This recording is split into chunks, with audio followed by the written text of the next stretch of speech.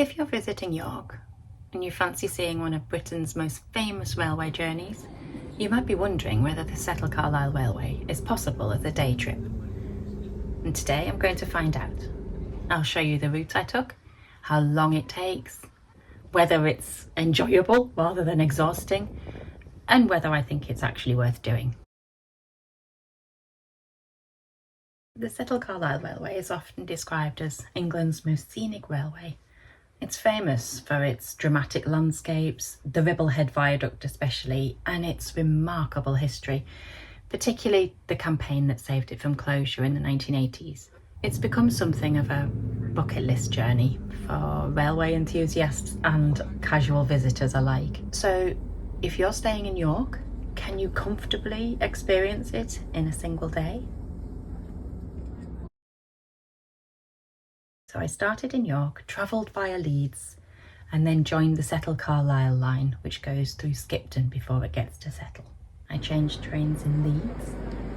It's a big station, but it's a very simple change. You're likely to arrive at platform 16, and you cross the bridge, and you're very likely to be departing from either platform 4 or 5. The connections are really straightforward, and it does give you a chance to stretch your legs before the next part of the journey. This isn't a journey you should rush. Once you leave Leeds behind, the landscape gradually changes, and long before Settle, it's extremely scenic.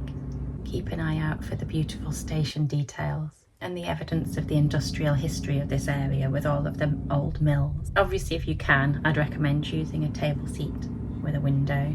The train sometimes does get busy, but you should find a seat easily enough.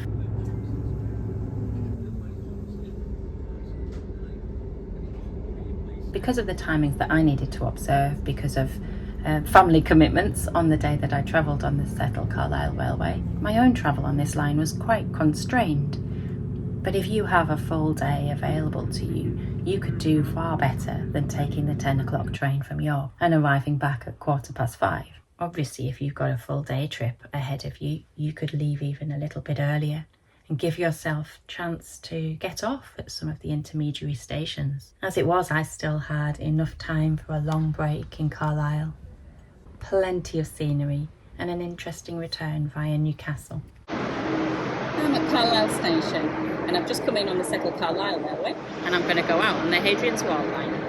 Returning via Newcastle meant the day didn't feel repetitive. In fact, coming back via Newcastle means that I also got to travel on another really rather scenic journey, even though the glimpses of Hadrian's Wall that you might be lucky enough to see are quite fleeting. You can connect off this line onto a variety of buses to go and visit Hadrian's Wall in a little bit more depth, but the journey itself across through Haltwhistle and Hexham is really rather lovely as well. And the journey back on the LNER train from Newcastle down to York passes some beautiful areas as well, even the more urban landscapes of Newcastle. And keep an eye out for beautiful Durham Cathedral and even the White Horse at Kilburn before you get back to York. So did I enjoy my scenic rail trip? Absolutely, yes. And I would certainly recommend it to any visitor to this area. Is it my favourite scenic railway? Actually, no. But that is one of the things I enjoy most about travelling by train. Every railway has its own character. The Carlisle definitely deserves its reputation, but part of the joy of rail travel is discovering your own favourites. So if you're visiting York and have a spare day, I think that this is a fantastic way to spend it. And if you've already travelled on the Carlisle yourself, or if another railway has stolen your heart, I'd love to hear about it in the comments. Thank you for watching, and I'll see you at the next window.